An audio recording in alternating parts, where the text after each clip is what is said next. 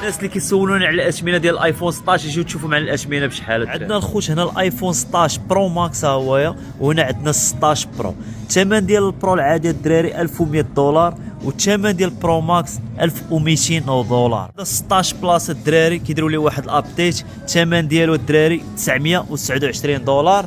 وهذا 16 العادي الدراري ها هو كما كتشوفوا الثمن ديالو 829 دولار. اما بالنسبه للثمن ديال ال 15 الدراري هانتوما شوفوا شحال 729 دولار. الايفون الدراري 16 برو ماكس كيف ما كتشوفوا الكاميرا فيه تبارك الله خطيره ما نكذبش عليكم. هانتوما شوفوا الدراري بلا فلتر بلا والو، شوفوا الكاليتي ديال الكاميرا القداميه كي داير. كاين هذيك البوطون هنا اللي في الجناب هاي اللي زادوها في الايدج، هاي كتبدل بها لي زوبسيون اللي بغيتي بلا ما تمشي للبارامتر ولا شي لعيبه. هاي كيف ما كتشوف هذه هي لوبسيون اللي زادوا فيه حاليا. الثمن ديال ال 15 بحالو بحال ديال 14. هانتوما شوفوا الثمن الدراري شحال 729 729. يلا تسطنت شكون نكلخ هذا اللي غياخذ 14 بلاصه 15.